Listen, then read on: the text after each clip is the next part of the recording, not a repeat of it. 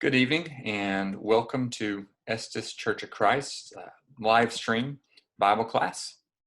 I'd like to thank you for attending, and Daniel asked me to speak on victory over death, and so I'm going to be focusing the study this evening out of Mark chapter 5. The majority of our time will be spent looking over this passage. And I want to give a disclaimer and make sure and give credit where credit is due, that most of these thoughts, they're not my own. They come from a book called King's Cross by Timothy Keller. And so I want to make sure and give him all the credit for any of the thoughts that come out in this lesson. And especially even if you hear something that I say that you think, wow, the wording of that was profound. You all know good and well that wording could not have come from me. And so I may be having some quotes from Timothy Keller in the study tonight. But let's go ahead and pick up in Mark chapter 5, and we're going to read verses 21 and 22. When Jesus had again crossed over by boat to the other side of the lake, a large crowd gathered around him while he was by the lake. Then one of the synagogue leaders named Jairus came, and when he saw Jesus, he fell at his feet. So it says that this was a synagogue leader, so we know he was a man in a place of authority, but here he is falling at the feet of a Galilean carpenter.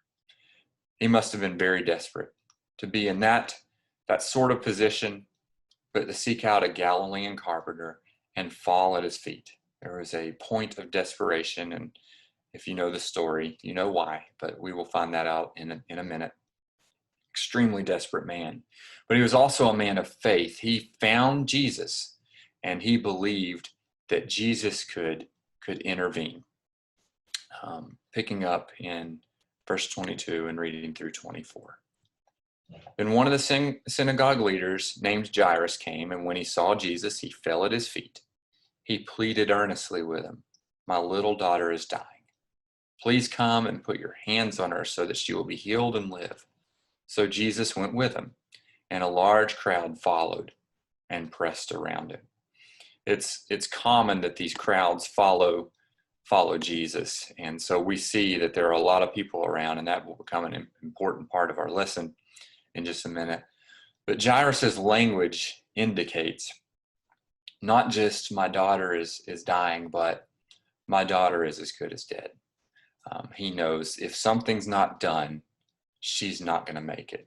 And he says, "Come and put your hands on her so that she will be healed and live." So again, we see the faith of this man, that he believes that Jesus has the power to save her life. He must have been hopeful, knowing there's a chance that she could be saved. Again, he knows that she's going to die, so you can imagine the anxiety he's feeling, but there's a chance that she's going to pull through if they're not too late. So he knows, we have to hurry. Jesus, we have to hurry. She's dying now. She's as good as dead, but we have to get there before she dies because you can save her. So you can imagine the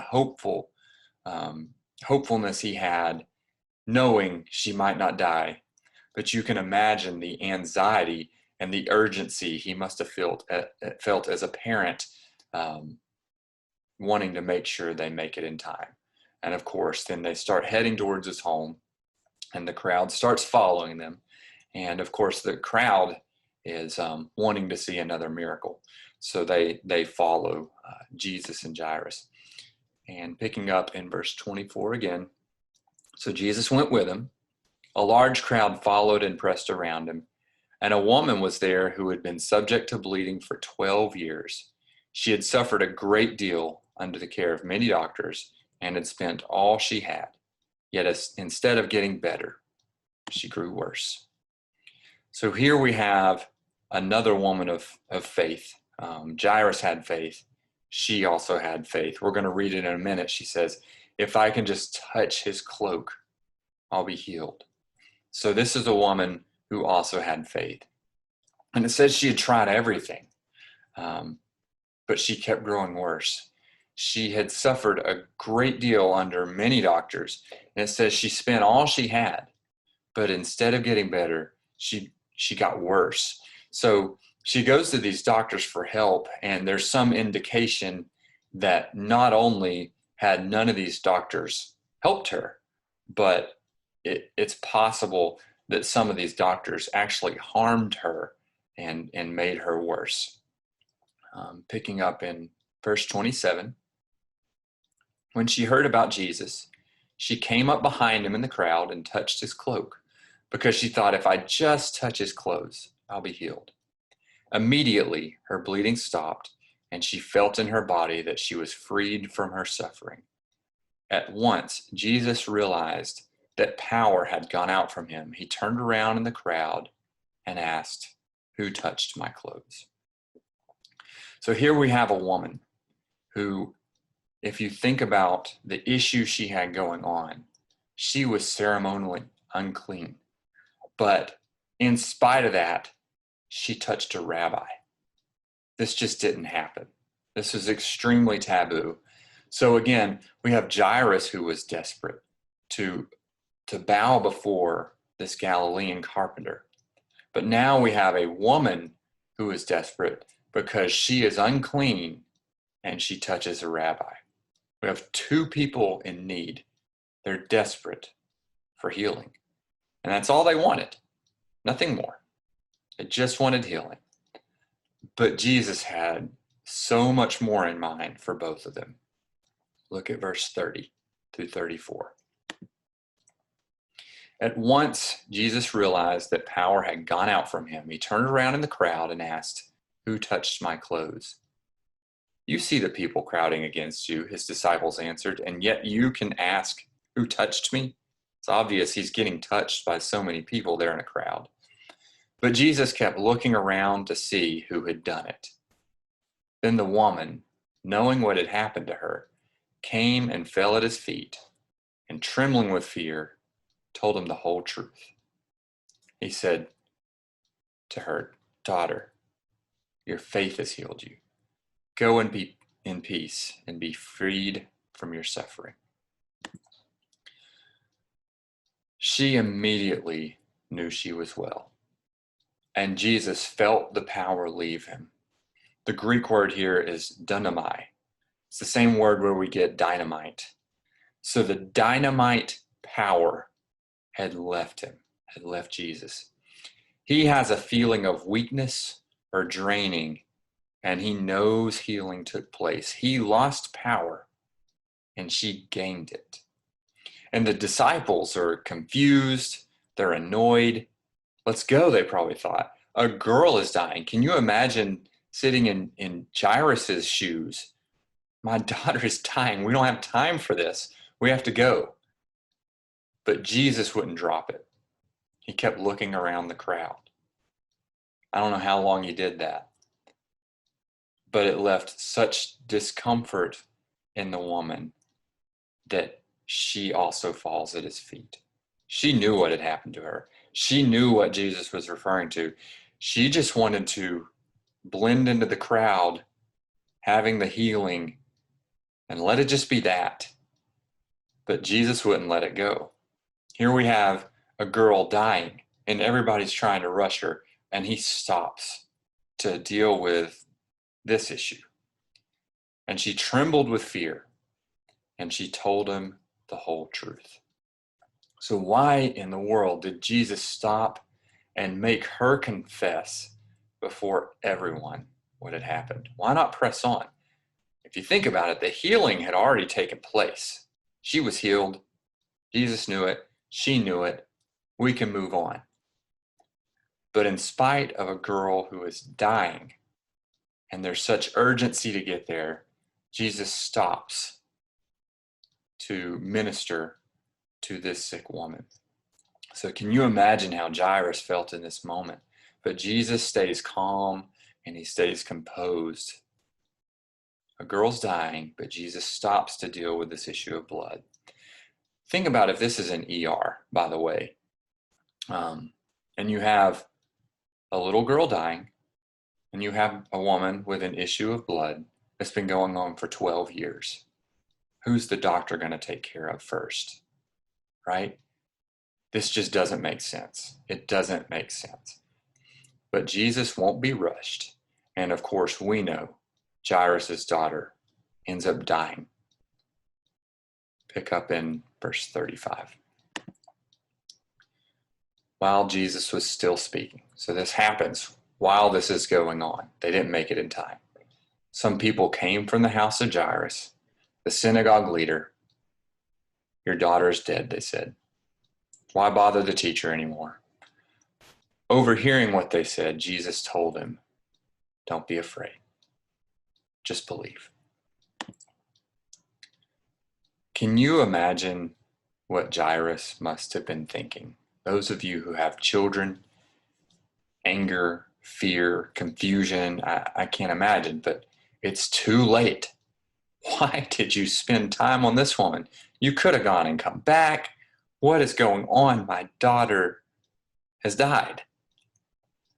Why are you taking so much time here? You could have stopped this. But Jesus says, don't be afraid. Just believe. God's timing supersedes ours. He's telling Jairus, don't be afraid, just believe. But really, he's looking at us all and he's saying, my timing supersedes yours. How could a loving God think this? He seems to remind us of when he calmed the seas. And at that time, he showed us that his grace and love are compatible with going through storms. Often we hear, how could a loving God let bad things happen to good people? So again, that time he showed us that his grace and love are compatible with going through storms. And here's a quote from Keller. My grace and love are compatible with what seemed to you to be unconscionable delays. It's not, I will not be hurried even though I love you. It's, I will not be hurried because I love you. I know what I'm doing. And if you try to impose your understanding of schedule and timing on me, you will struggle to feel loved by me. Again, that's a quote by Keller, and I want to read that again. And I really want you to focus on the whole thing, but then especially the end. It says, my grace and love are compatible with what seemed to you to be unconscionable delays.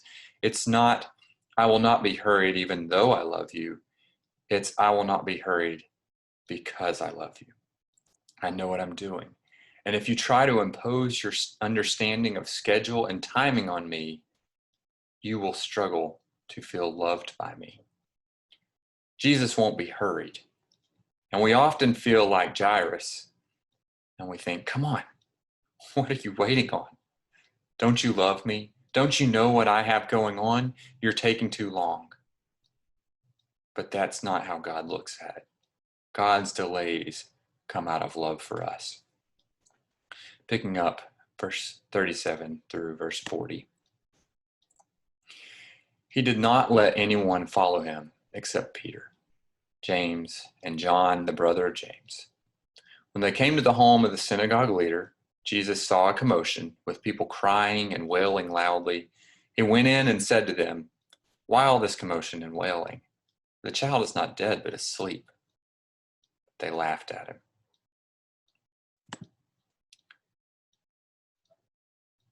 Because of the delay, not in spite of the delay, but because of the delay, both Jairus and the woman get far more than what they asked for. When you go to Jesus for help, you will both give to and get from Jesus much more than you expected. Be patient. It often doesn't work out how you expect. Look at Jairus. He came to Jesus to cure his dying daughter, but he got far more. Even though the daughter's dead, Jesus says, I'm coming anyway. Jesus only allows Peter and James and John to follow him And when they get there, people are crying and they're weeping, and there's all kinds of commotion. And he points out, she isn't dead, she's asleep. And of course, they laugh. Picking up in verse 40 through 42. But they laughed at him. After he put them all out, he took the child's father and mother and the disciples who were with him, and went in there where the child was. He took her by the hand and said to her, Talitha cum, which means, little girl, I say to you, get up. Immediately the girl stood up and began to walk around. She was 12 years old. At this, they were completely astonished. So he put everyone out, and he took the father and mother and his disciples into the room, and he took her by the hand, and he said, Talitha cum, little girl, I say to you, get up. And they were astonished. Of course they were. Jairus didn't ask for a resurrection. He came to Jesus, if you remember. We know the end of the story. He came asking for a cure. He didn't know it was going to get to this point. When you go to Jesus for help, you get far more than you had in mind. When you go to Jesus for help, you give far more than you expected to give. Jairus thought he would have to trust Jesus just enough to get home, and hopefully his child wouldn't die before they got there. But that's not what Jesus wanted. Jesus wanted far more. After she had died, apparently because of the malpractice of the great physician, Jesus looked at him and said, trust me. What a test of faith, far beyond what Jairus had expected. He had faith. He knew Jesus could heal her. But Jesus allowed her to die, and he looked at Jairus and he said, trust me. Or you look at the sick woman, she came for healing. She just wanted to touch him and run. But what does Jesus do with that? He won't drop it. He forces her to go public with what happened. And you can imagine how threatening this must have been for her. This is a woman who is ceremonial unclean, and she touches a rabbi in public, extremely taboo. So for Jesus to identify herself to everyone was extremely frightening to her. So why did he do it?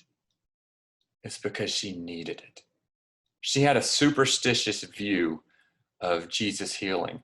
She thought the touch could heal her. She thought the power was something that could be managed. But Jesus made her identify herself in order to help her see that it wasn't the touch, but it was the faith that healed her.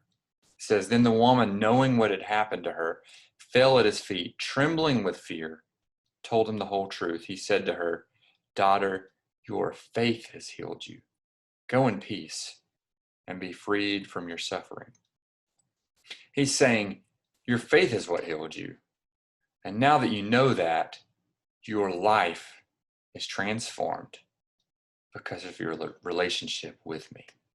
So there's a difference between being superstitious and getting a body healing versus getting a life transformed by Jesus for eternity. So if you go to Jesus, he may ask you, probably will ask you, to give far more than you plan to give. But he will give you far more than what you ask or think. So how often do we just pray for forgiveness? I sinned, I ask for forgiveness, and we move on, and we have this superstitious view, just like this woman had. If I can just touch his garment, I'll go about my way.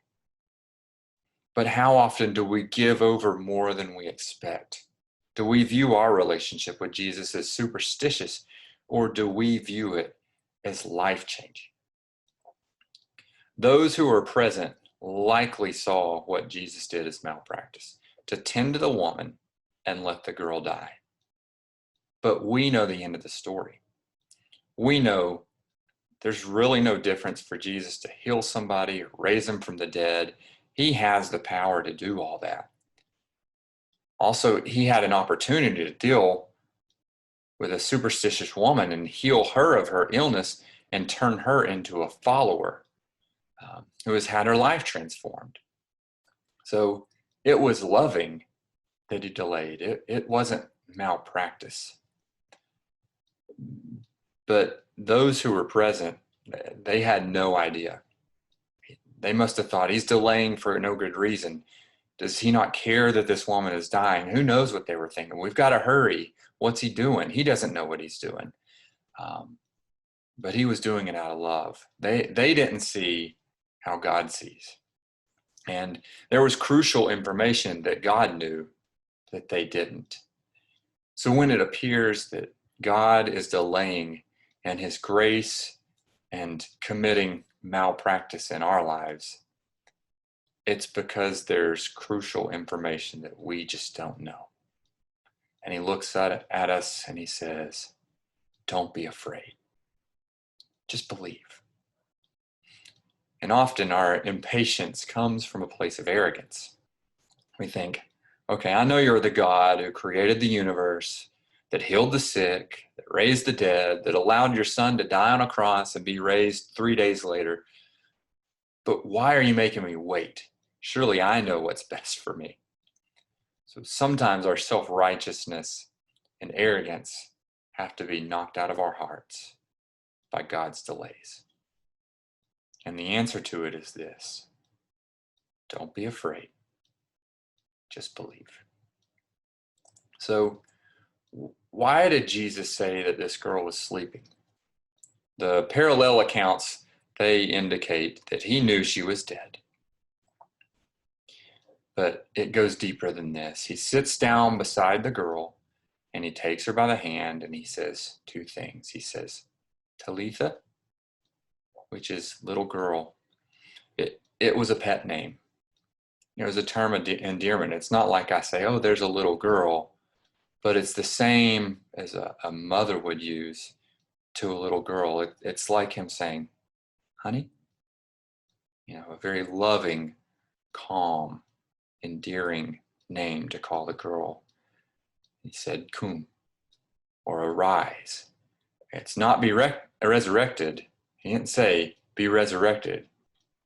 He said arise, or get up.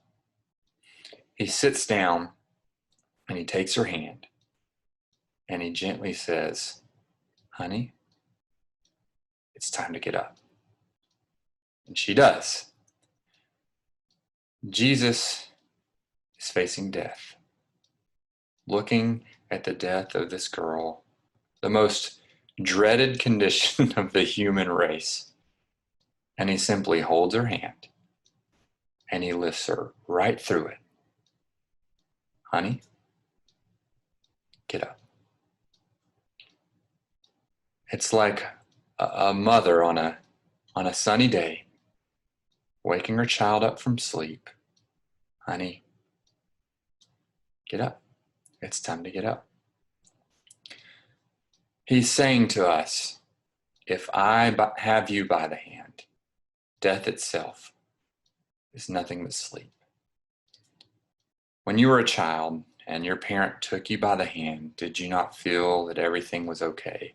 And if that's not the case, of course, there are bad parents out there. But God is the ultimate parent. He's the God that put the stars in the sky. And he takes us by the hand and he says, honey, it's time to get up. So why do we rush someone who handles us this gently? Why are we so impatient with him? Jesus holds us by the hand and he brings us through the greatest darkness. So where does this power come from? In 2 Corinthians 13:4, it says, for to be sure he was crucified in weakness, yet he lives by God's power. Likewise, we are weak in him, yet by God's power, we will live with him in our dealing with you. Christ became weak so that we can be strong. Picture how afraid a child is who loses the parent's hand in a large crowd or in the dark. But think about Jesus, who lost his Father's hand on the cross. He went into the tomb so that we can be raised out of it. He lost hold of his Father's hand so we can know that once he has us by the hand, he will never forsake us. Jesus knew that the only way to the crown was through the cross. The only way to resurrection was through death. His healing of the sick woman was foreshadowing of the cross. He lost power so she could gain strength. But on the cross, he lost his life so that we can live forever.